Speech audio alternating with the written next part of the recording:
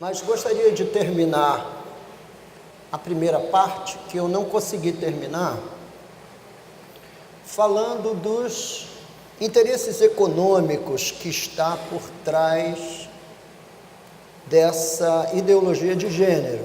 Inclusive, quem quiser se aprofundar, ideologia de gênero e poder financeiro que está por trás da campanha mundial contra a família é do Instituto Aletheia Brasil. É só buscar na internet, escrever aletheia, que é uma palavra grega para verdade, e ir direto até o tema, depois imprimir.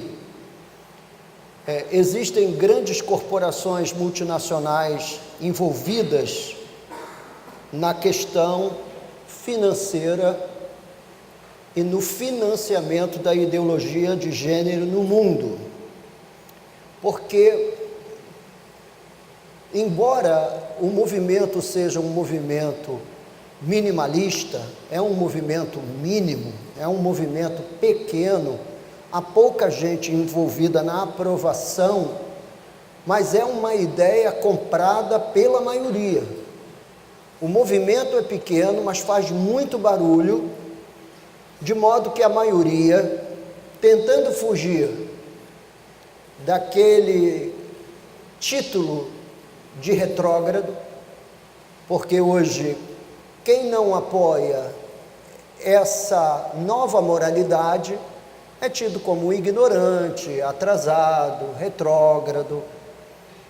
E muitas empresas também acabam por financiar o movimento da ideologia de gênero, tanto que você encontrou aqui o Santander financiando a exposição de fotos e pinturas e, enfim, uma exposição, entre aspas, artística, de um movimento que endossa a ideologia de gênero. Mas a quem interessa economicamente a implantação da homossexualidade e esta confusão no âmbito da sexualidade humana no mundo inteiro. É incrível perceber como o movimento atende a interesses internacionais que, por exemplo, anseiam por um certo controle demográfico da população, anseia por um controle do crescimento demográfico nos países, especialmente nos países do Ocidente. Mas isso é um tiro que pode sair pela culatra. Por quê, pastor? Porque controlar demograficamente a população pode significar perder completamente a mão na guerra contra o islamismo.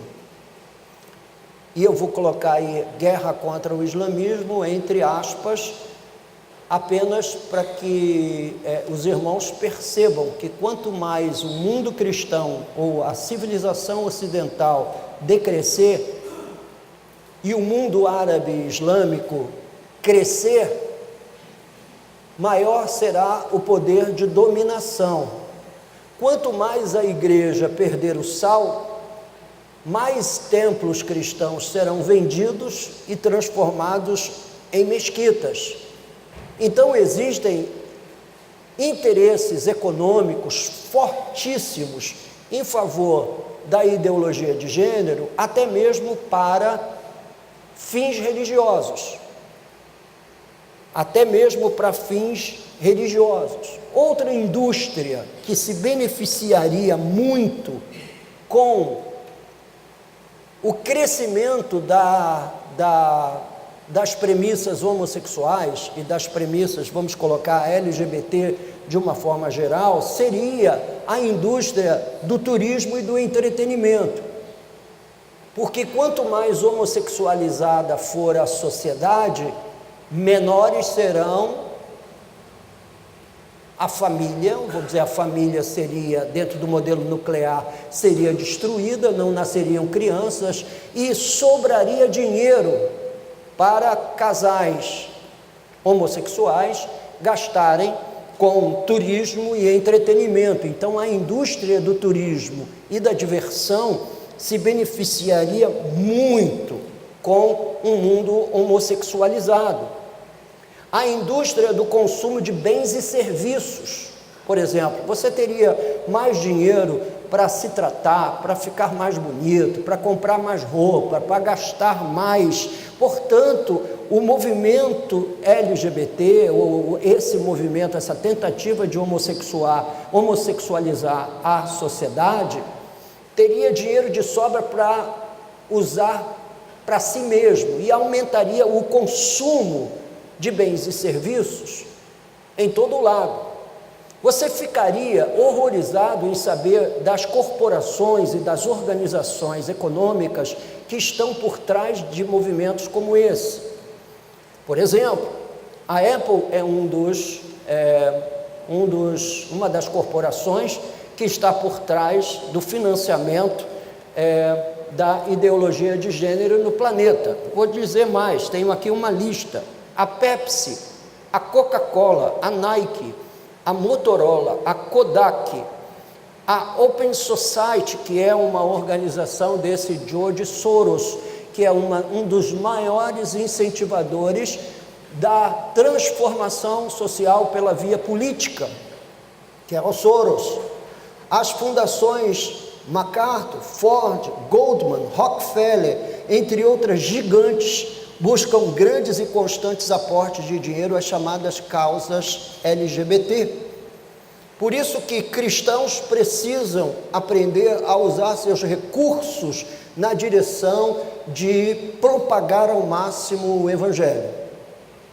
Porque essas organizações estão aplicando pesadamente no movimento de ideologia de gênero. A Coca-Cola lançou agora, no mês de junho, se eu não me engano, uma série de latinhas no Dia Internacional do Orgulho Gay. E você vai encontrar, quem talvez aí tenha um desses exemplares, a primeira latinha diz assim: essa Coca-Cola é Fanta, e daí? Então, dizendo que você não é aquilo que parece ser ou que deveria ser, mas você é aquilo que você quer ser. Então a Coca-Cola lançou isso, lançou uma campanha nessa direção. Assim sendo, existem muitos interesses econômicos que o mundo seja assim, que o jovem seja assim, que a família seja destruída. Você fica um consumidor mais fiel, você tem dinheiro para gastar com uma infinidade de bens tecnológicos que custa caro. Aquele dinheiro que só vai sobrar depois que seus filhos deixarem a sua casa, vai começar a sobrar bem antes, porque você vai adotar uma postura homossexual. Você não, eu digo de uma forma geral, né? As pessoas começam a adotar posturas homossexuais que vão permitir que haja uma sobra de capital no bolso capaz de gastar com mais entretenimento, com mais diversão, com mais viagem. Eu fico horrorizado com a disponibilidade financeira de grande parte da população para gastos dessa natureza. Enquanto eu vou conversar com um e com o outro, às vezes, assim, no ambiente da igreja, em tom pastoral, não em tom de querer se meter na vida de ninguém, porque eu não tenho nada a ver com a sua vida, eu não pago as suas contas, mas em tom pastoral, para saber se o sujeito, por exemplo, tem algum investimento para a sua aposentadoria, tem algum dinheiro sobrando. Ele não tem dinheiro sobrando. Às vezes são pessoas que têm um salário muito acima da média, mas não sobra nada no salário, não sobra nada porque ele ainda está pagando a última viagem que ele fez no ano passado, que ele pegou aqui um avião e foi para não sei onde, foi para o Caribe, foi para algum lugar aí do exterior, foi para Disney, sei lá, uma série de redutos de diversão hoje no mundo. E todas as viagens são feitas em nome do lazer, não no nome do conhecimento. Antigamente, isso dá apenas uma palhinha, quem tinha dinheiro para viajar aqui no Brasil, viajava a fim de conhecer. Hoje nós perdemos de vista essa motivação para viajar, nós viajamos para nos divertir. Quando em nenhum lugar da Bíblia existe o endosso do conceito de diversão. A Bíblia, do Gênesis ao Apocalipse, em nenhum momento fala em diversão ou lazer. Não há sequer uma palavra, uma única palavra no grego, no hebraico, que aponte para essa direção. Toda defesa bíblica é uma defesa ao descanso e não ao lazer ou à diversão. E nós sabemos que muito lazer cansa mais do que verdadeiramente causa descanso. A pessoa, ela realmente se ilude com a ideia de que ela saiu do ambiente normal, natural dela, e essa saída do ambiente natural dela já descansa por si mesmo, mas não, ela vai se envolver numa agenda da agência turística, vai estar hoje numa cidade, amanhã vai estar noutra cidade, depois de amanhã vai estar noutra cidade, e passa 10, 15 dias viajando de um lado para o outro, se cansando cada vez mais. Enquanto isso, eu estou em São Lourenço, alimentando boi, vaca, e que é o que realmente me descansa, não é? Assim sendo, nós também estamos convivendo com conceitos que são fabricados por essas corporações de interesse econômico, que mantém você extremamente ocupado. Você pode se submeter a isso? Pode, a vida é sua, você vai fazer da sua vida o que bem entender. O que eu estou querendo dizer é que o nosso dinheiro precisa ser melhor aplicado, o nosso dinheiro precisa ser melhor destinado, porque você vai envelhecer. E muito provavelmente, quando você chegue à idade da aposentadoria, não exista mais previdência social no Brasil. E se você não tiver uma poupança, se você não tiver algum recurso seu poupado, você pode ter uma velhice muito complicada. Pode ter uma velhice muito difícil. Então, o que acontece? Esses conglomerados de interesse econômico vão bombardeando a gente através de e-mail, SMS, pegam mais ou menos o nosso perfil. Se você tem uma conta de Facebook, vai passar lá sites sites de viagem que vão sempre te dar uma pichincha. Olha, eu fui para tal lugar e viajei a tanto, gastei tanto só com um hotel, mas no final das contas, quando você vai pôr na ponta do lápis, você gastou um bom dinheiro que poderia ser aplicado para fins de aposentadoria. Mas o Brasil não é previdente, tanto é que a nossa previdência social está de rastros. O Brasil não é previdente, a única previdência que nós temos é essa, mas essa está à beira de terminar, de implodir. Se continuarmos no caminho que estamos, a previdência social não vai mais existir. Essa é a minha grande profecia. A África do Sul, por exemplo, que é o país que eu vivi, não tinha previdência social. Era um país que dava aos seus idosos uma ajuda de custo e não necessariamente uma renda. Então, por conta de toda a nossa história, é muito provável que a gente chegue no futuro mais ou menos com uma ajuda de custo e não com uma renda. Então, é bom que você comece também a ter uma cabeça mais previdente e guardar algum recurso. Assim sendo, você vai encontrar hoje, dentro do contexto da sociedade brasileira, uma série de incentivos a gastar dinheiro. Uma série de incentivos. E também por trás desses incentivos um interesse de que a sociedade se torne uma sociedade homossexualizada, porque essas pessoas poderão gastar mais com determinados bens em virtude de não manterem uma família onde os filhos vão para a escola, onde os filhos precisam ser vestidos, onde os filhos precisam de incentivos culturais, os filhos precisam aprender uma nova língua, precisam estudar numa escola de qualidade, caso contrário, ele não terá chance nenhuma de sobreviver numa sociedade como a nossa. Quais seriam as considerações finais que eu faria na palestra anterior? As minhas considerações finais seriam o seguinte: em Romanos 1, nós lemos, é o texto que nos dá a percepção de que uma sociedade sob julgamento divino e da sua resistência ao único e verdadeiro Deus, nessa sociedade a homossexualidade aparece como sinal do juízo divino. Então, quando nós olharmos para um mundo cada vez mais libertino, cada vez mais movido por essa orquestração anômala em respeito à sociedade, à sexualidade humana, nós constatamos, portanto, que é uma sociedade sob o juízo divino, e a gente lê isso em Romanos 1.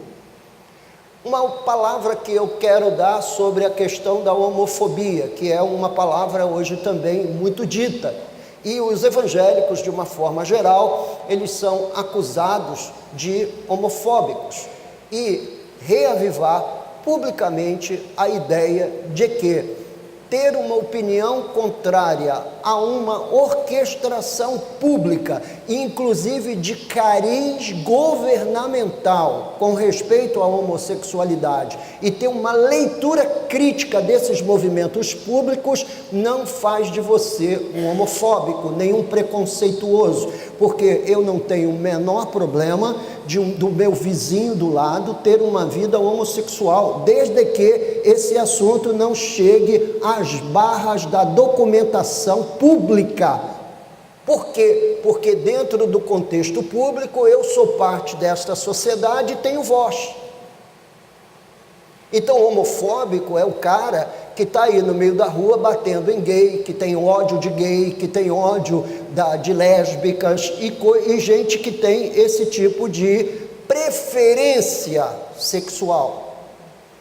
Então, gente que tem essa preferência, olha, ele pode viver a preferência dele como ele quiser. É óbvio que daquela porta aqui para dentro, meu discurso pastoral vai ser um discurso de demonstração que a homossexualidade generalizada de uma sociedade é sinal, sim, do juízo de Deus, porque a Bíblia Sagrada diz isso em Romanos capítulo 1. Agora, eu não vou sair na rua em nome da fé, batendo em gay, ou tendo uma postura dessa natureza. Quem é adepto a posturas de violência dessa natureza, você jamais poderia categorizar essa pessoa dentro do contexto de um cristão. Um cristão não é um homem violento, um cristão não é uma mulher violenta, um cristão é alguém que ama Cristo e está a caminho de se tornar a imagem e semelhança de Jesus. Esse é um cristão. Então nós não temos o menor ódio aos gays, nós não temos o menor ódio ao fato dele querer viver uma vida sexual diversa. O que não pode é tentar publicamente tornar isso um hábito de aceitação pública. O que não pode é querer legislar em favor disso. Por quê, pastor? Porque eles não são sozinhos nessa sociedade. Não pode legislar em favor disso, porque não estão sós. Estou eu. Então vamos ter agora eleições em 2018 e faria muito bem a cada um de nós fazer uma avaliação cuidadosa dos candidatos sobre o que eles pensam a respeito de ideologia de gênero, o que eles pensam a respeito dessa aprovação pública, documental, legalizada da homossexualidade, o que eles pensam sobre uma escola que intervenha na sexualidade da criança, o que eles creem sobre aborto. São temas que dizem respeito à nossa fé. Não é só chegar lá e digitar os 2 numerozinhos e eleger o fulano de tal e depois ter sérias mas seríssimas consequências de tudo isso. Todo mundo entendeu isso? Ótimo. Outro elemento que a gente precisa estar atento é o fortalecimento da ideia criacional de macho e fêmea, dentro da igreja e dentro das nossas famílias. Se esse tipo de recrudescimento lá fora na sociedade é uma coisa que não nos beneficia, não é? Eu quero então te dizer o seguinte: lá fora vale a coragem do testemunho, mas entrou no ambiente da igreja, entrou no ambiente da família, recrudesça, endureça o jogo. Quando o menino tiver uma postura um tanto quanto feminilizada, porque hoje, inclusive, um irmão estava conversando comigo depois da primeira palestra, citando esse episódio de alguns super-heróis que estão sendo homossexualizados. Então tome cuidado com os desenhos que ele vê, tome cuidado com as vestes que ele traja, tome cuidado com o que ele faz divulgação. E quando o menino afinar a voz, diga a ele: fale baixo para falar grosso. Quando a menina tiver uma postura que vai além daquilo que a gente pode entender como tolerável e uma postura de sobrevivência dela no meio da sociedade, a gente também deve interferir. Quando esse pensamento assumir posturas e influenciá-la dentro do contexto de como é o perfil dela no Facebook, ou de como é o perfil dela no Instagram, ou de como é o perfil dela no Twitter, o que fala, o que publica, isso é de interesse paterno e materno. Quer dizer, contas nas redes sociais, especialmente de um menor de idade, ela não pode ter, não existe isso dentro do contexto da criação de filhos, nem na Bíblia, nem sob o domínio cristão. Ela não pode ter essa privacidade resguardada. Ela é uma criança. Então aquilo que ela fala repercute sobre você. Por quê? Porque é uma criança. Repercute sobre sua família. Então o que ela falar, o que ela postar, o que ela disser é algo a ser fiscalizado. Porque eu respeito a privacidade dos meus filhos, eu também respeito até o momento em que ele vive uma vida privada com o dinheiro dele. Enquanto ele estiver vivendo às suas custas e economicamente dentro de casa, e ele ainda não saiu se atrevendo a construir uma família dele, ele lhe deve sim todas as informações devidas. Para quem ele manda mensagem, que tipo de foto ele vê, porque hoje há um movimento entre adolescentes chamado de nudes. Você já ouviu falar dos nudes? Os nudes são fotos sensuais e fotos de nu aberto, dentro do contexto aí do grupo de amigos que tem, mostrando partes do corpo, mostrando o corpo inteiro. Agora você imagina a sua filha aí espalhando fotos dela nua.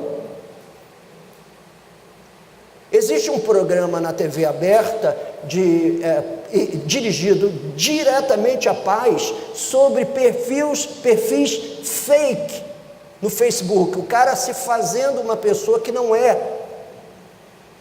E muitas moças são raptadas, muitas moças são abusadas por conta desses perfis. Então tome muito cuidado. O fato de manter um computador dentro do quarto do seu filho é um dos maiores riscos que os pais podem correr.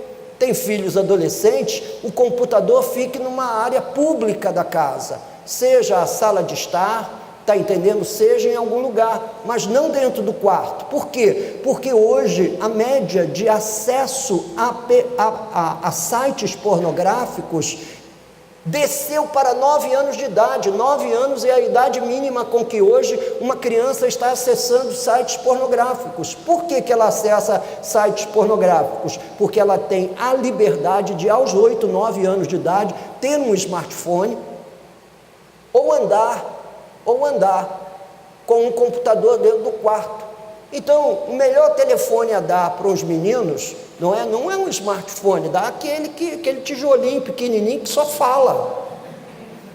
que nem foto direito tira. Porque se ela tem acesso a um smartphone de última geração, primeiro, olha só, primeiro ela corre o perigo de ser assaltada.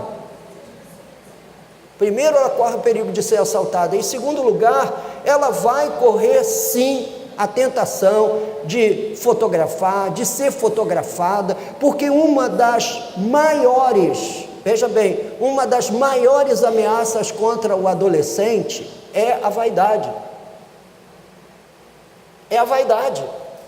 Hoje eu fico vendo crente tirando foto na frente do espelho para ir para a igreja, e eu fico pensando comigo mesmo, mas onde está a cabeça dessa mulher, desse cara? E fica, às vezes o cara vai pregar à noite, aí ele posa na frente do espelho com a Bíblia aberta, indo abalar,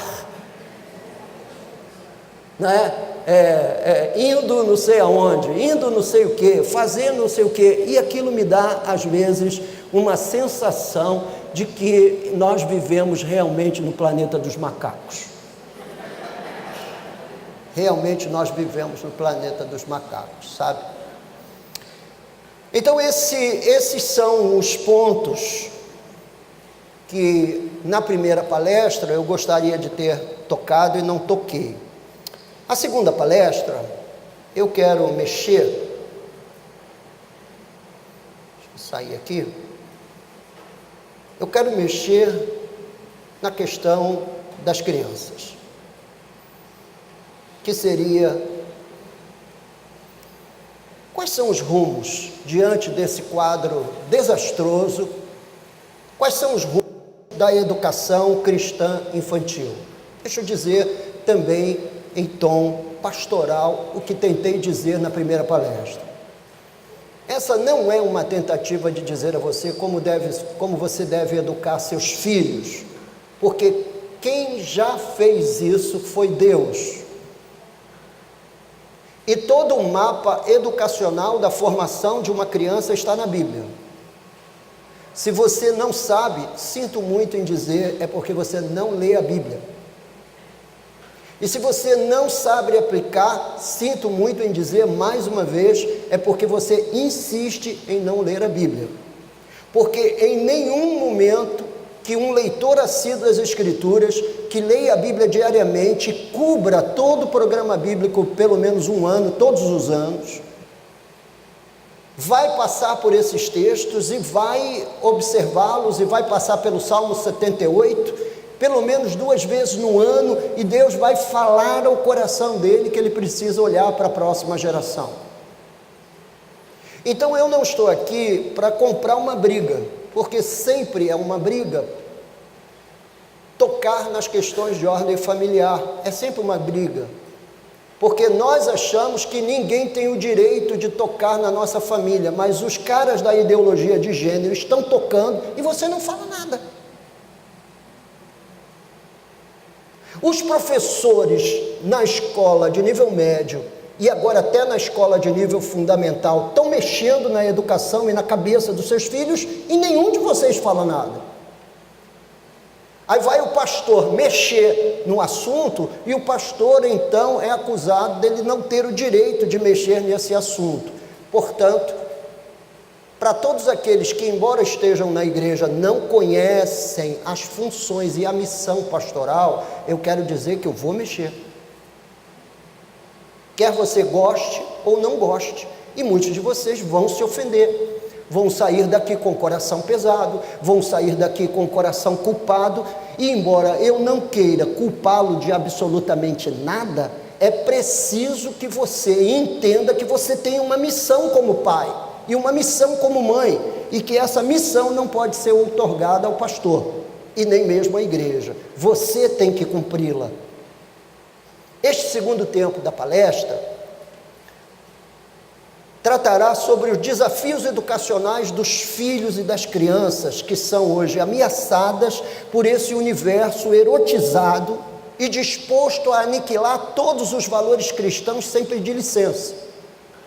Eles colocam em dúvida a Bíblia, eles colocam em dúvida a autoridade pastoral, eles colocam em dúvida se você deve ou não deve sustentar a pregação do Evangelho, Eles usam exemplos de gente mal formada dentro do universo evangélico para desacreditar o evangelho e fazer com que você se desencante com a igreja. Mas eu quero dizer a você que você, nem eu, nem ninguém tem o direito de se desencantar com uma instituição que é supra-humana. Essa não é uma instituição minha, essa é uma instituição de Cristo. Foi Ele que estabeleceu a igreja e foi Ele que estabeleceu as regras de funcionamento de uma comunidade cristã. Eu não tenho nada a ver com isso, eu só estou aqui tentando interpretar o ensino de Cristo e o que Ele disse. A verdade é que qualquer leitor mínimo das Escrituras saberá que criança tem de ser protegida a todo custo.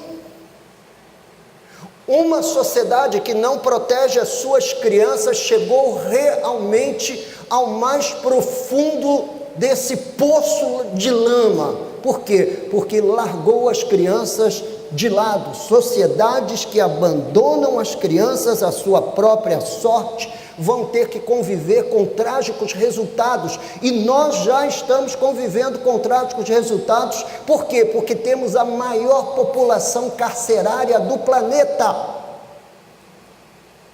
e hoje o Estado brasileiro gasta mais com um preso do que gasta com uma criança no ensino fundamental.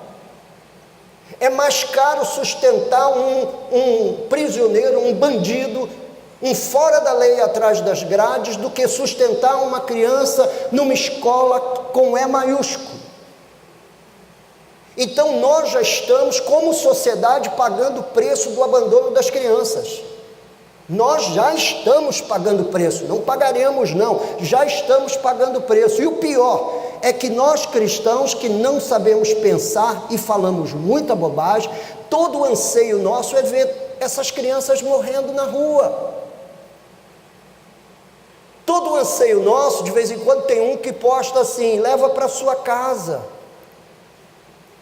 Nós conhecemos o poder da criminalidade alcançando e seduzindo o coração do adolescente.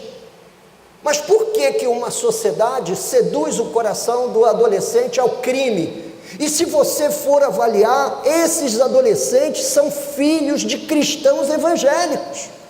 Porque o que há na prisão de Elias, Eliseu, Isaías, Jeremias, Oséias, Malaquias, Josué, Moisés, quer dizer, tem o patriarcado todo lá preso na penitenciária, fora o nome dos apóstolos, os Paulos, os Joões, os Tomés, os Andrés, que estão lá presos.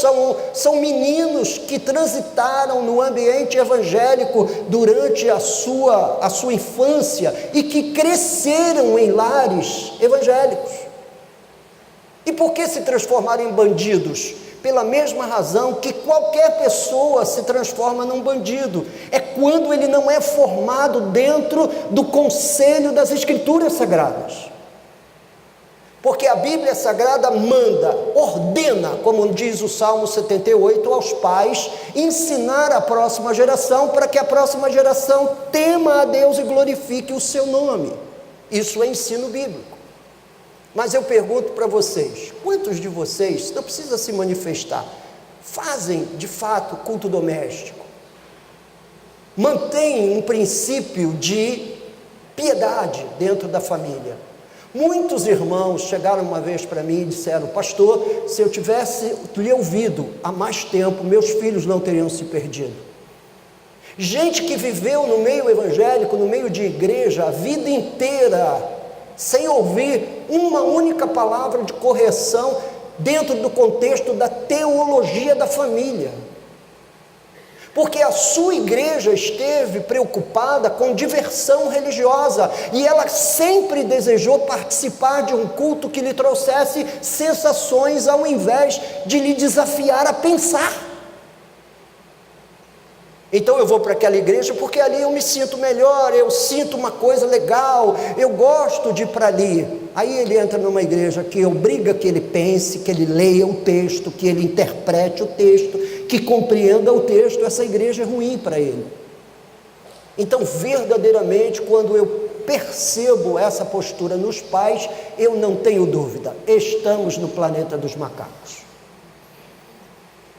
E qualquer leitor mínimo das Escrituras saberá que a Bíblia tem instrução de sobra para que pais se dediquem ao ensino bíblico, devotem aos seus filhos um ensino permanente das Escrituras.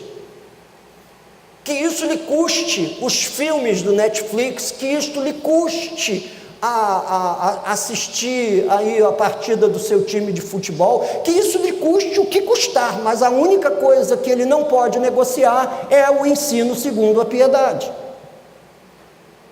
É o ensino segundo a piedade. Esse vídeo me chegou, já é de domínio público, a maioria já o ouviu, mas é muito legal você fazer uma reflexão sobre o tema. Está se falando muito por aí sobre a ideologia de gênero. Essa ideologia afirma que ninguém nasce homem ou mulher. Ela diz que você é livre para escolher o que quiser. Isso mesmo, ela quer confundir você, dizendo que meninos podem ser meninas e meninas podem ser meninos. Mas isso está errado. Sim, muito errado, pois com isso eles querem confundir também a nossa fé, dizendo que o nosso Deus pode errar, querem trocar a verdade de Deus por uma mentira. Mas o nosso Deus nunca erra. Ele nunca erra. Meu Deus me fez menina. Meu Deus me fez menino. Meu Deus não errou comigo. Eu sou o que sou porque meu Deus me fez assim. Por isso, a nossa resposta contra a ideologia de gênero é: meu Deus nunca erra. Meu Deus nunca erra. Meu Deus nunca erra. Meu Deus nunca erra. Diga não à ideologia de gênero. Meu Deus nunca erra. Que legal.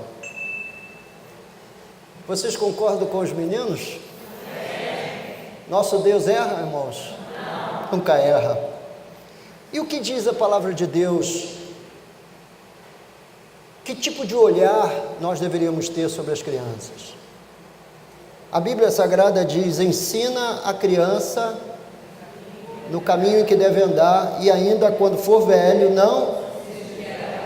Então, todo mundo cita esse versículo sem prestar muito atenção nos verbos que indicam a ação. O principal verbo que indica a ação importante da parte dos pais em Provérbios 22:6 é ensina. Ensina. Ensinar dá muito trabalho. Dá ou não dá? E como dá trabalho? Apesar do trabalho, eles aprendem com facilidade? Sim ou não? Não. Você fala uma vez, você ensina 2 vezes, 3 vezes, 4 vezes, 5 vezes, 10 vezes, e você precisa ter resistência no ato perseverante do ensino. Não contribua para que ele ou ela não aprenda. Seja um vivo exemplo do aprendizado que você quer passar. Às vezes há pais que querem ensinar seus filhos uma coisa, mas eles não vivem aquilo. E qualquer coisa que a gente queira ensinar para os filhos e que não vivamos, é na verdade não somente um ato de hipocrisia, mas é no fundo, uma tarefa que não vai terminar bem. O Salmo 78, que é o salmo que nós lemos, diz: o que ouvimos e aprendemos, o que nos contaram os nossos pais. Olha a ideia de passagem de conteúdo de pai para filho que há no Salmo 78. Pais são responsáveis em passar conteúdos espirituais a seus filhos. São os pais que são responsáveis a fazer isso. O que ouvimos e o que leia, o que ouvimos e Então não venha para a igreja e não saia daqui sem aprender. É função e missão dos pais permitir que a sua mente seja de fato invadida pela palavra de Deus. Aprenda antes de poder ensinar. Aí o pai e a mãe não vêm à igreja, eles não se submetem ao ensino, eles não se sentam no ambiente de ensino, no ambiente didático e pedagógico da igreja, e depois querem ensinar. Então, antes que você ensine, ouça, aprenda. O que nos contaram nossos pais, não o encobriremos a seus filhos. Contaremos à vindoura geração os louvores do Senhor e o seu poder e as maravilhas que fez. Ele estabeleceu um testemunho em Jacó, instituiu uma lei em Israel e ordenou a nossos pais que os transmitissem a seus filhos. Devido ao processo de desmantelamento da família, que a família vem sofrendo ao longo dos últimos 50 anos aqui no Brasil, e o total abandono da igreja, de insuflação da piedade no meio da família, a igreja se calou, negociou a mensagem do evangelho em favor da teologia e da prosperidade. Nós preferimos berrar do púlpito da igreja, porque agora eis que o Senhor Deus vai mudar a sua vida, você que chegou aqui assim, você que chegou aqui assado. Isso é a maior frescura religiosa que existe. Não existe nenhuma inspiração do Espírito Santo fora da exposição das Escrituras. Isso é ato humano que só tem como objetivo assoar as emoções humanas. Aí você sai de lá da igreja endorfinado e imagina que isso seja um culto maravilhoso. Então a igreja negociou no altar do mercantilismo a pura teologia em favor dessa teologia vazia que hoje toma lugar no seio das congregações. E você vê gente rodando, gente pulando, gente correndo, gente indo para lá, gente indo para cá, e chamando isso de mover do Espírito Santo. Não é. Não é. E não é por quê, pastor? Porque toda matéria-prima com a qual o Espírito Santo trabalha é a palavra revelada. Essa é a matéria-prima com a qual o Espírito Santo trabalha. E é essa matéria-prima que, operando em nós, vai nos trazer transformação e posturas relevantes dentro do cenário familiar. Quando a gente começa a aprender nas Escrituras a defender o matrimônio, a defender a relação conjugal, a defender o casamento, a tratar convenientemente a nossa esposa, a tratar com carinho e amor e proteção os filhos, como a Bíblia Sagrada ensina, a gastar tempo com as crianças. Olha, deixa eu dizer uma coisa, seu tempo de menino já foi embora. Seu tempo de brincar de casinha, menina, também já foi embora. Você agora é um homem adulto, é uma mulher adulta, e homens adultos têm assuntos adultos para tratar. E que assuntos adultos são esses que eu tenho para tratar, pastor? A minha família. A minha família é, abaixo de Deus, o grande tema da vida. O meu grande tema, a minha grande missão. Então, vamos restaurar esse altar caído da piedade. Pais vêm cedendo à tentação do acúmulo, do consumo, em detrimento da sua missão como pai e de educador. E de tal forma que pensar em abrir mão de lazer e diversão virou um verdadeiro absurdo. Quando eu subo ao púlpito para defender isso, parece que eu estou defendendo um absurdo, e não é um absurdo. Isso não é um absurdo. Então vamos olhar melhor para uma criança. Às vezes, queridos, eu fico pensando que o que se gasta em 15, 20 dias alugando uma casa na região dos lagos, ou uma casa em qualquer outro lugar, daria para pagar pelo menos quase um semestre inteiro num bom curso de inglês. Num bom curso de inglês. pai disse assim: eu não tenho dinheiro para gastar. Tem, você tem, só que você está alocando seus recursos no lugar errado, está colocando recurso em lugar errado. Se a gente vivesse dentro de uma outra cultura, como por exemplo, os pais americanos, eles poupam a vida inteira para mandar seus filhos para a universidade, para formar o jovem, do ponto de vista profissional, educativo, universitário, intelectual, e não são todos que conseguem ir para a universidade. Apenas uma pequena parcela consegue nota para entrar numa universidade e ser aceito, ou pelo menos nas universidades de ponta, Princeton, Harvard. Quer dizer, essas universidades você precisa ter nota, você precisa ter sido bom aluno. Aí os pais não estudam com seus filhos, porque, sabe por que eles não estudam? Porque eles estão muito envolvidos com si mesmo, com o seu próprio lazer, com o seu próprio bem-estar, com a sua própria agenda. Não, uma vez que nasce uma criança, a agenda modifica, a agenda é outra. A criança chegou, agora ela tem que ter uma agenda regulada pelos seus responsáveis. Pais precisam tomar conta de criança. Mas de onde vem a ideia desse desmantelamento total da família? Há pensamentos e ideias nesse cenário aí. Nós estamos, desde a década de 60, sendo invadidos por um pensamento marxista de esquerda aqui no Brasil, especialmente nas universidades. O jovem universitário brasileiro certamente já leu o Manifesto Comunista, se não leu, vai ler.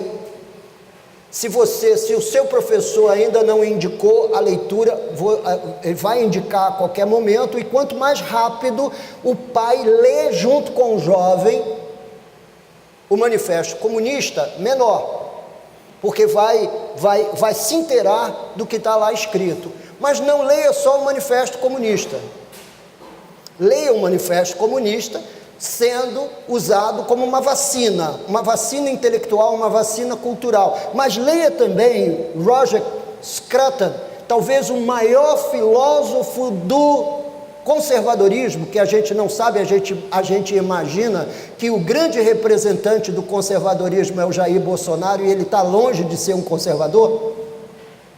E por que a gente engole isso? A gente engole isso porque é o que a mídia dá, é o que a mídia ensina, e a gente não lê nada. Nosso poder de leitura é pequeno. Então, faça leituras comparativas. Meu filho, esse é o Manifesto Comunista, esse é o pensamento conservador. Olha o que ensina o Manifesto Comunista. Ensina isso, isso, isso e isso. Sabe quem endossa o Manifesto Comunista aqui no Brasil? É o partido A, B, C, D, E, F, G, H. E quem endossa as ideias conservadoristas? Infelizmente, 50 anos de lavagem cerebral, nós não temos nenhum partido que endosse o conservadorismo. Não há nenhum partido que endosse isso. Moral da história, meus irmãos, todo pai, todo avô deveria se armar de conhecimento, posto que do nada nada vem, para poder vacinar intelectualmente seus filhos. O Manifesto Comunista, por exemplo, todo o discurso do Manifesto Comunista é a favor de uma classe trabalhadora chamada de proletariado. Essa é uma classe de trabalhador que nasceu com a Revolução Industrial. Muito bem, pastor. O que é a Revolução Industrial? Não sabe. Mas os nossos meninos sabem.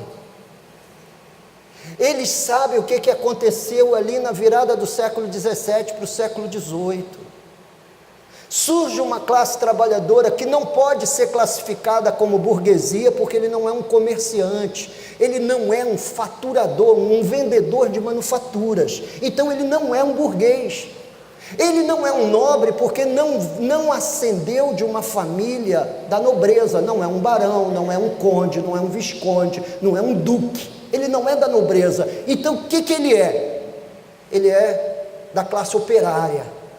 E a classe operária foi rotulada de proletariado.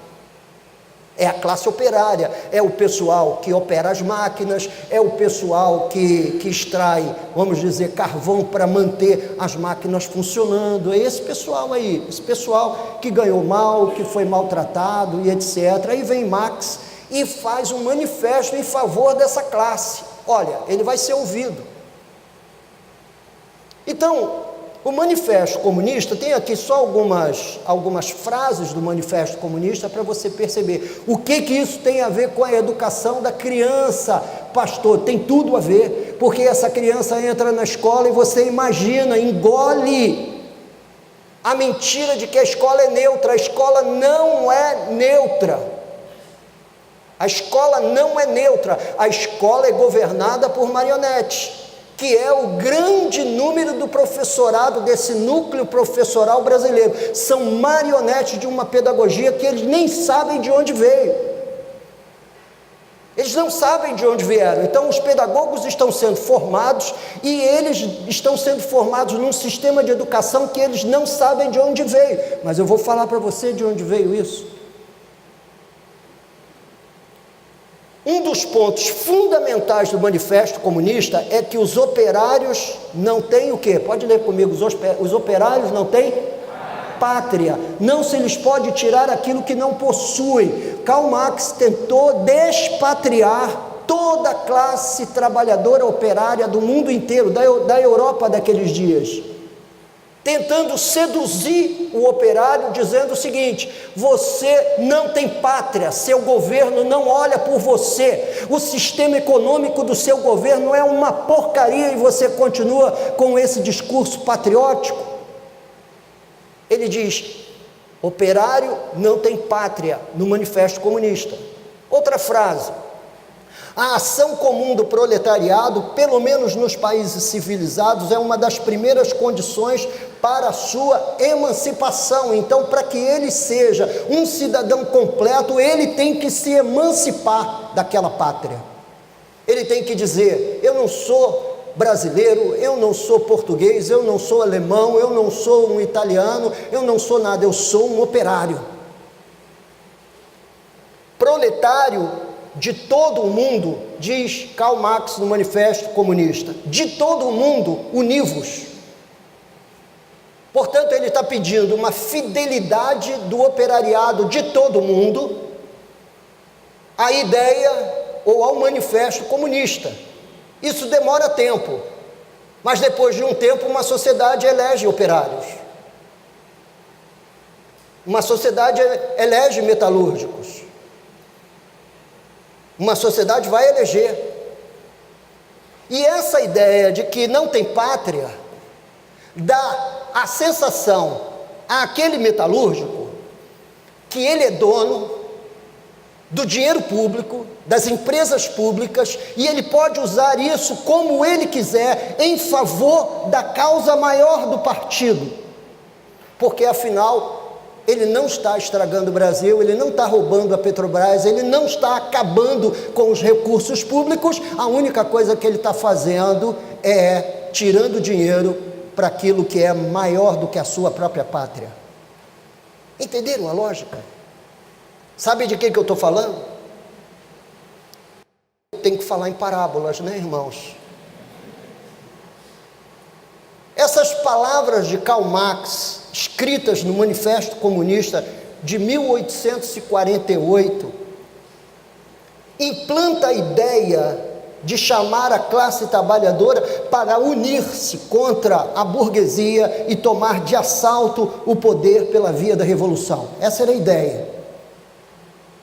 A revolução bolchevique na Rússia teve um lado de guerra e de combate, mas não foi sempre assim.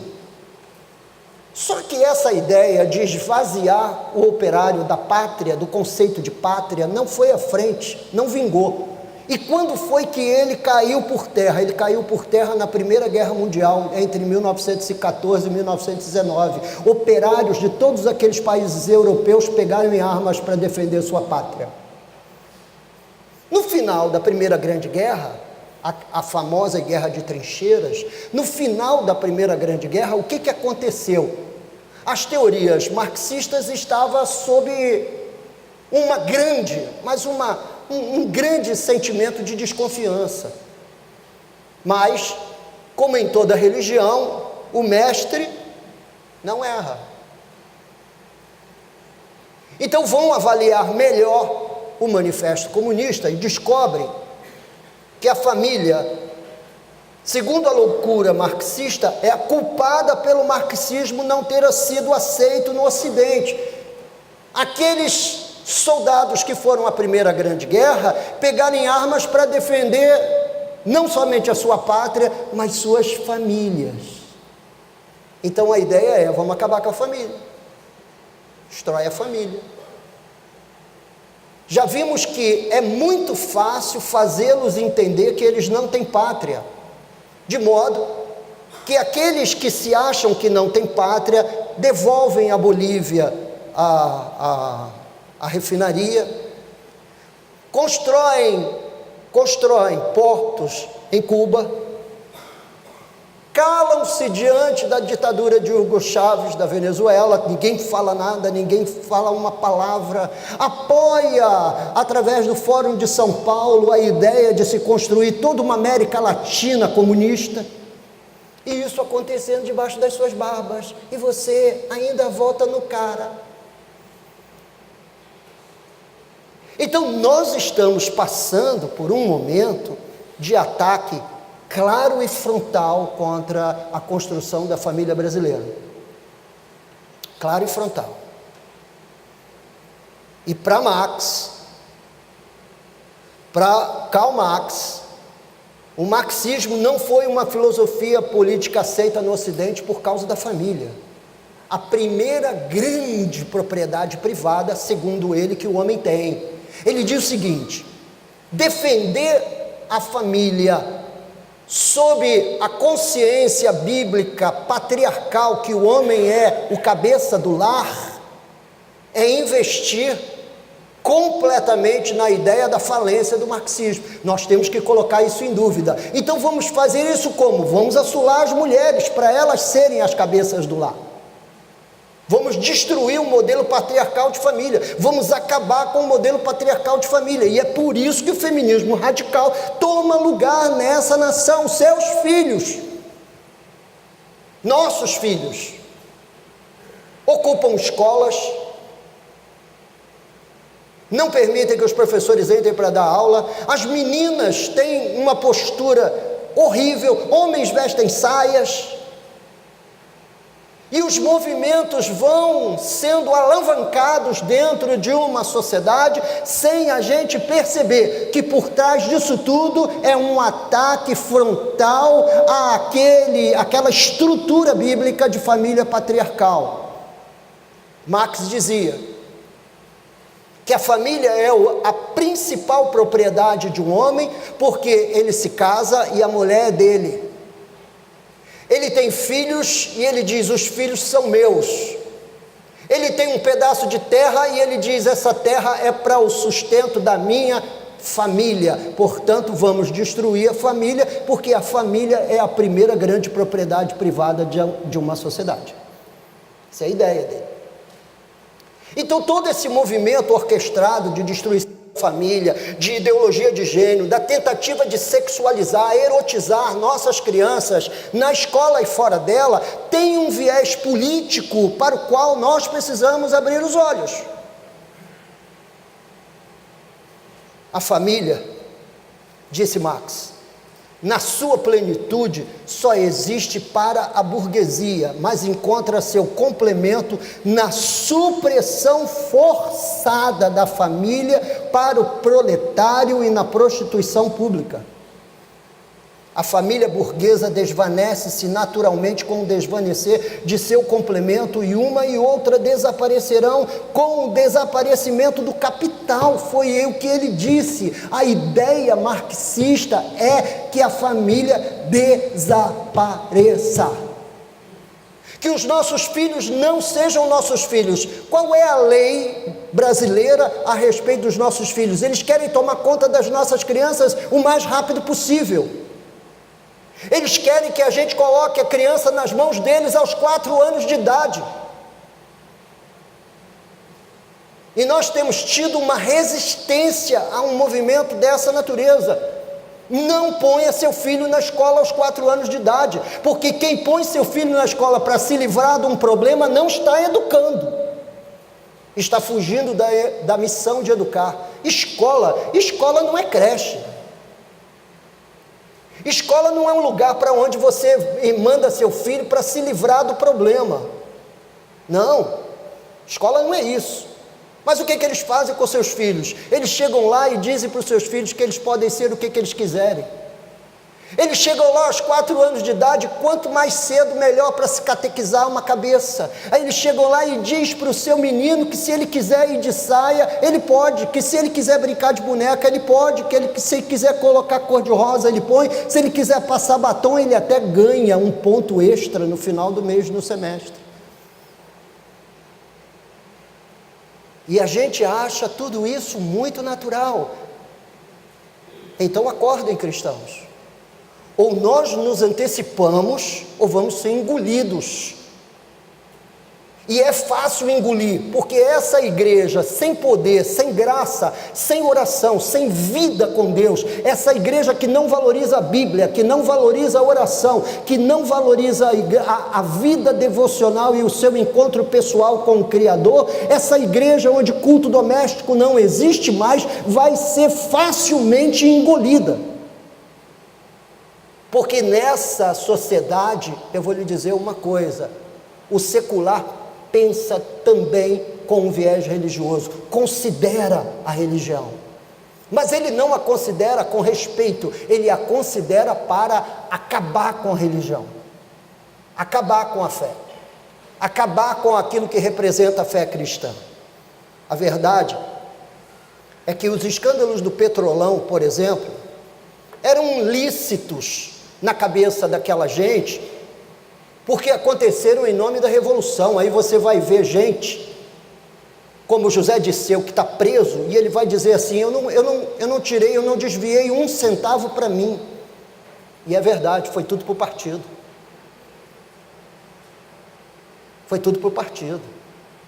Aí você vai ver o ex-presidente Lula dizer que nunca pegou nada para ele, pode fazer uma averiguação na minha vida, pode colocar a minha vida de cabeça para baixo, e ele não tem nada no nome dele.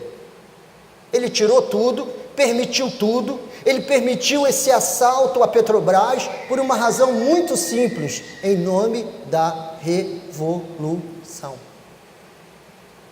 E por que em nome da revolução? Por uma questão muito simples também, porque o proletário, o operário não tem pátria. Eu não sou nem brasileiro, nem cubano, nem nada, eu sou, na verdade, um marxista. Ser um marxista não significa ter identidade patriótica. É por essa razão que a gente recebeu todos aqueles médicos cubanos aqui no processo de fortalecimento do Ministério de Saúde. E por que eles vieram para cá e fizeram, vamos dizer, o grande sacrifício de sair de Cuba? Porque o operário não tem pátria. E esse é um ensino marxista. Há uma lógica política que moveu o braço do governo, e é sob esta mesma lógica que governistas ainda lutam para impor uma agenda que endossa reivindicações antifamiliares de movimentos como LGBT, de movimentos como MST e qualquer outro discurso que luta em alguma trincheira para destruir a família, arruinar com a família. Esse é o cara. Esse é o cara que, se você mantiver o seu radar alerta ligado, você vai encontrar com esse sujeito aí. Antônio Gramsci, fundador do Partido Comunista Italiano, nascido em 22 de janeiro de 1891 e morto no dia 27 de abril de 1937. Ele chegou à seguinte conclusão: nós não vamos conseguir implantar as ideologias marxistas pela força. Nós não vamos conseguir destruir a família separando pais e filhos, mandando os pais para trabalhar nas fábricas e os filhos sendo educados nas nossas escolas. Nós não vamos conseguir isso. Nós não vamos conseguir guerrear contra todas as nações e conseguir isso. Vocês hão de convir que a União Soviética, que é a famosa muralha, não é, de ferro, cortina de ferro, caiu. E caiu por quê? Porque cada nação foi tentando resgatar a sua herança patriótica até o dia em que conseguiram colocar essa cortina de ferro abaixo. Esse homem, chamado Antônio Gramsci, entendeu que o marxismo só poderia realmente agir na sociedade de forma subversiva, culturalmente subversiva. E o que ele entendeu? Ele entendeu que antes de você ter alguém lutando pela causa marxista, você tem que conquistar a cabeça dele. E é isso que estão fazendo com seus filhos nas escolas brasileiras. Estão conquistando a cabeça deles. E por quê? Porque eles chegam em casa, o pai quer ver o futebol, a mãe quer ver a novela. Eles não querem gastar tempo com os filhos, não querem fazer um exercício intelectual, nem um exercício em favor da piedade. A única coisa que eles querem é sentar na frente da televisão e deixa a vida me levar. O grande teólogo Zeca Pagodinho é aquele que é estudado nas casas. Esse homem escreveu na prisão, em 1926, mais de 30 cadernos de história e análise durante o tempo em que ficou preso, conhecido como os cadernos do cárcere e as cartas do cárcere. Antônio Gramsci. Ele é, na verdade, a grande mente por trás do marxismo cultural. Ele é a grande mente por trás da conquista de uma sociedade através da escola. Através da escola. E aqui no Brasil, isso foi se consolidando a partir de gerações e gerações de professores que foram formados sob a batuta da pedagogia paulo-freiriana. Paulo Freire era um estudioso de Gramsci. Sua pedagogia é cheia de afirmações e citações de Antônio Gramsci. O método de Gramsci vem sendo implantado de modo que a escola, em todos os níveis de ensino, primeiro grau, segundo grau, desculpa eu ainda usar a terminologia anterior, ou seja, fundamental, ensino médio e ensino universitário, na verdade, o grande espaço de conquista de Antônio Gramsci. E esse espaço, essa conquista, essa postura vem cumprindo um papel muito importante neste cenário, porque hoje você não tem um professor, uma diretora de escola formada no Brasil sem ter sido influenciada pela pedagogia paulo-freiriana. E nós achamos que ele é um Deus, que ele é um grande Deus, um grande intelectual brasileiro, e foi uma alma coitada, ele foi uma alma perseguida.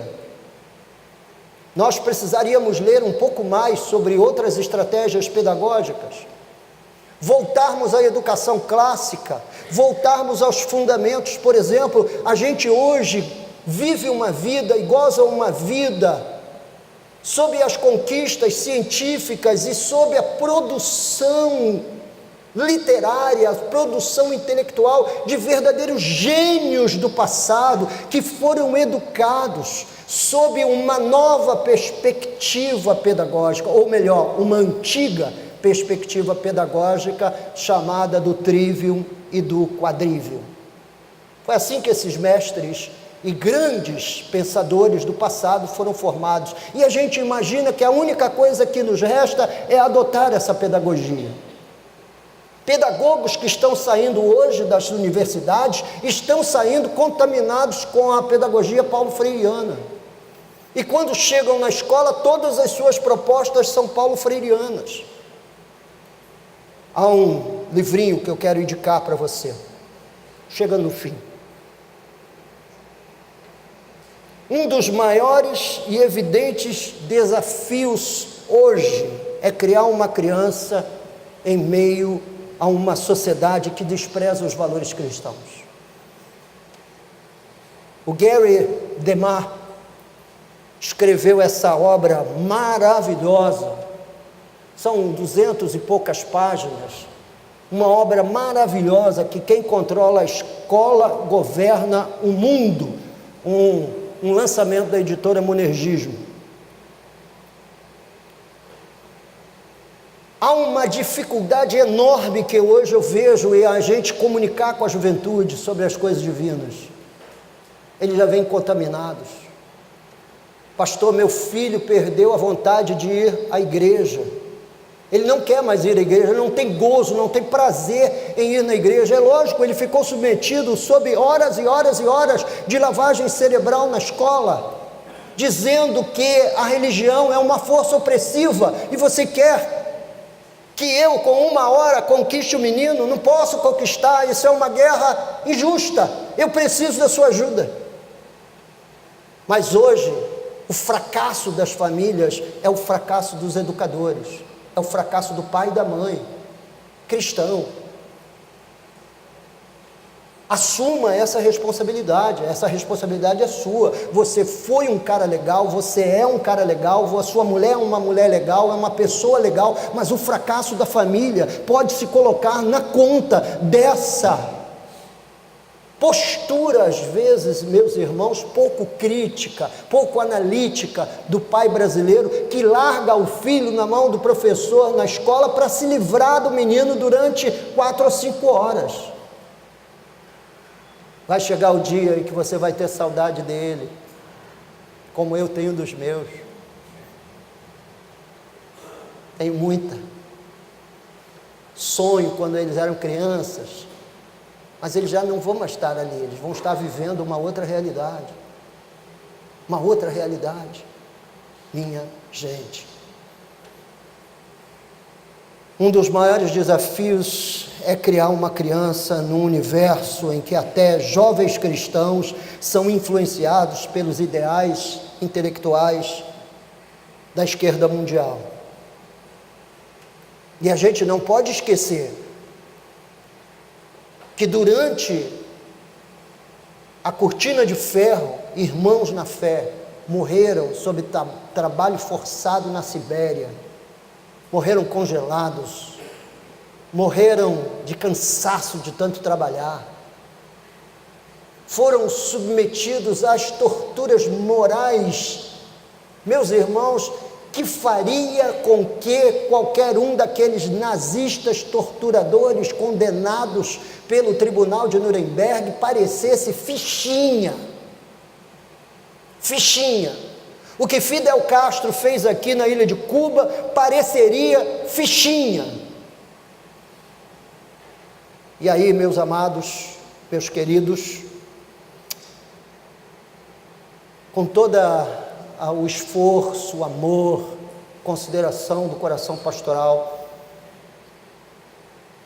eu reúno vocês num sábado desse, onde eu poderia estar gozando da alegria do meu lar, gozando da companhia da Lourdes, que eu digo para ela que eu estou cheio de saudade de você, minha querida. Pô, mas eu vivo e acordo aqui, durmo e acordo com você todo dia. Mas em nome do ministério pastoral, em nome da defesa do rebanho, em nome de uma família melhor ordenada segundo a palavra de Deus, eu estou aqui no sábado de manhã, junto com você, pensando junto. E deixa eu fazer uma sugestão, caminhando para o fim, desenhando o fim. Primeira sugestão: por mais que isso lhe custe, retorne à piedade familiar. Mas eu nunca fiz isso, como outro dia eu conversava com um bispo, e ele disse para mim: eu nunca fiz isso na vida. Onde você aprendeu isso? Eu digo: na Bíblia. Um líder cristão que nunca havia feito um único culto doméstico na sua casa ao longo da vida. Meus irmãos, eu não posso aliviar. Disso depende a sobrevivência da família, e disso depende também que nós tenhamos uma outra geração que conduza a tocha do Evangelho. Então tem de haver piedade, os joelhos têm que se dobrar, a televisão, se for necessário, tem que ser desligada. 2, tem que haver uma intervenção familiar das famílias cristãs junto às escolas. As escolas não podem achar que elas são donas dos nossos filhos, porque elas não são. O professor não é dono do seu aluno. A escola não pode sequestrar nossos filhos.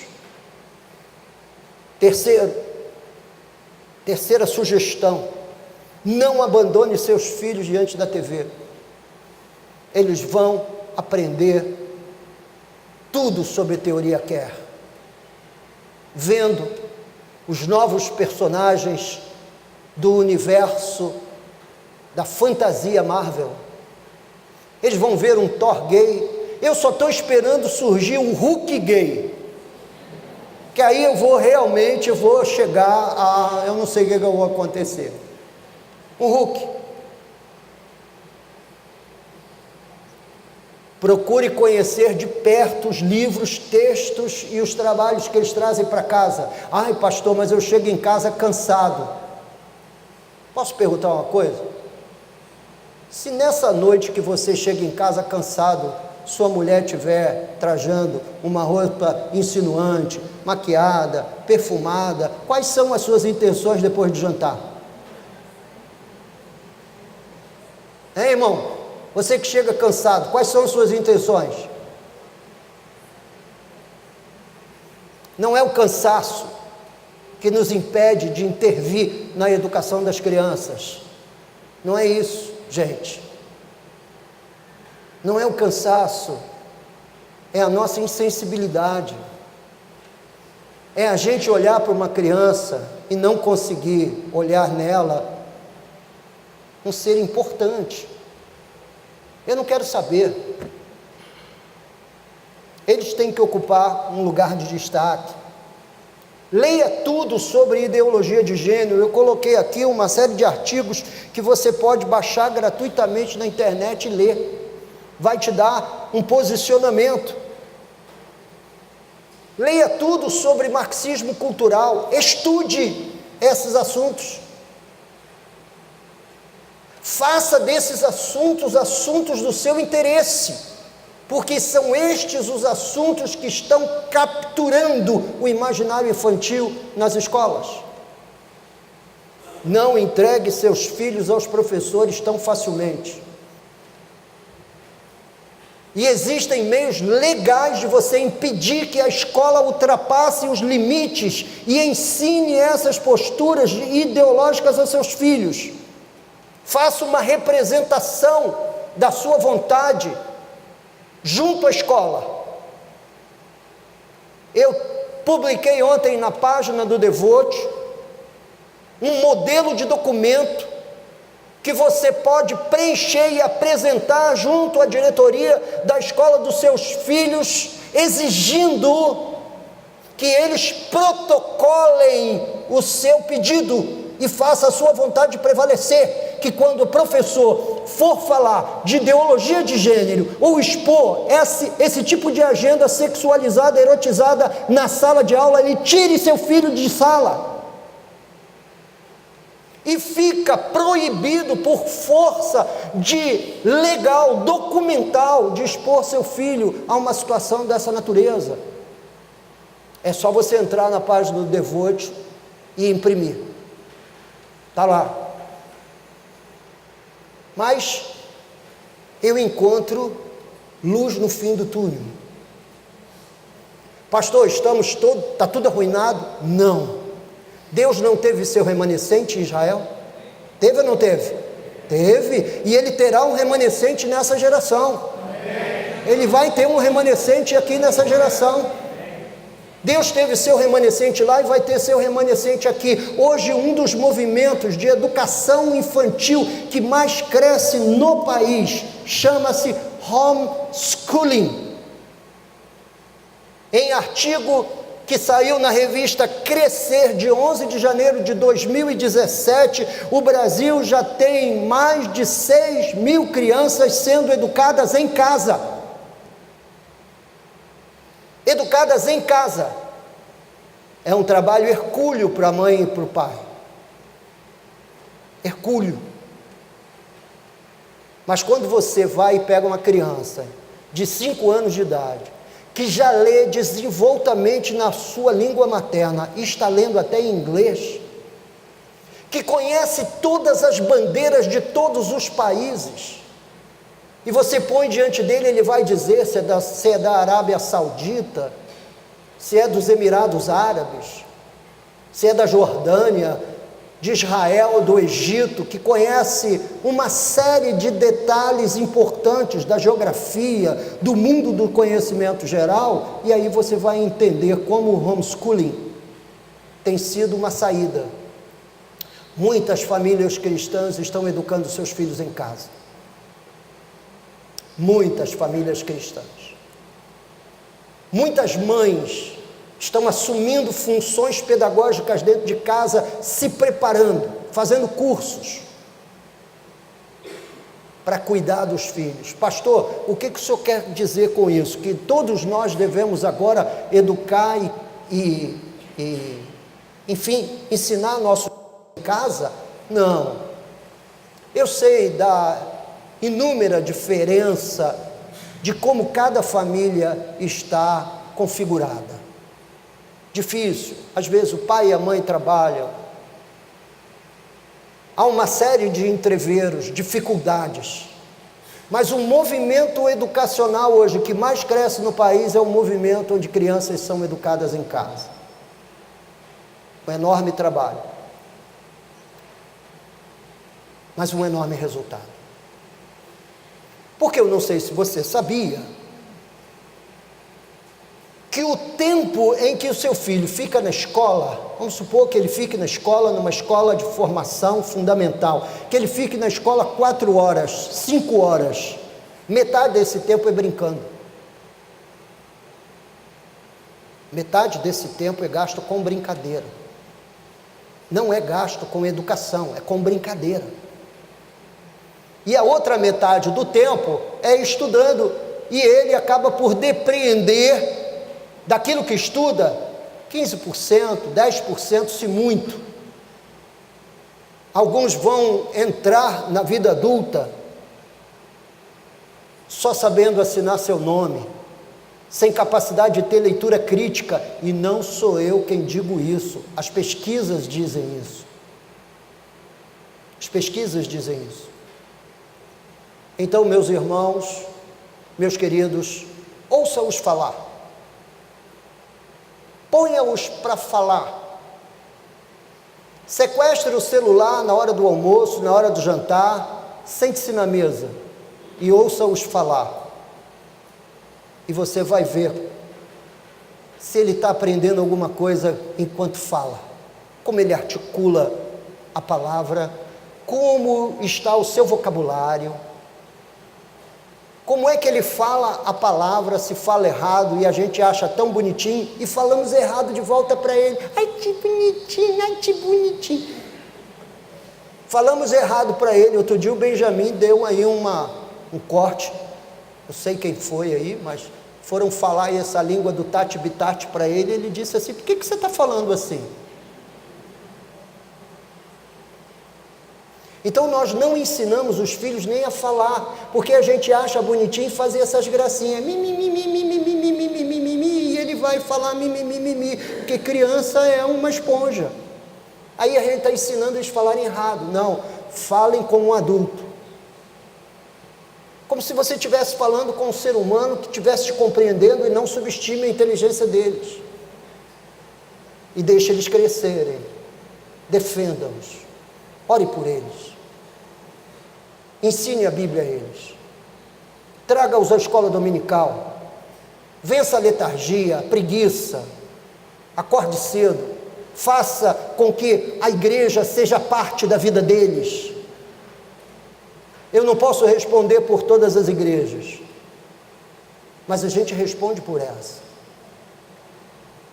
E com todas as dificuldades a gente tem procurado fazer um trabalho de excelência. Pais, vocês têm uma enorme missão. Podem contar com a minha oração. Eu oro todos os dias por seus filhos, todos. E muitos aqui eu oro nome por nome. Aquela menina, aquele menino, aquele outro, aquele outro, aquele outro, aquele outro, aquele outro. Assim, irmãos, eu coloco aqui um ponto parágrafo, porque eu não vou terminar com essa palestra. A gente vai voltar a tocar nesses pontos em outros eventos da igreja, mas eu coloco aqui um ponto parágrafo, dizendo para você: vamos educar. Ensina a criança, ensina a criança. Vamos educar.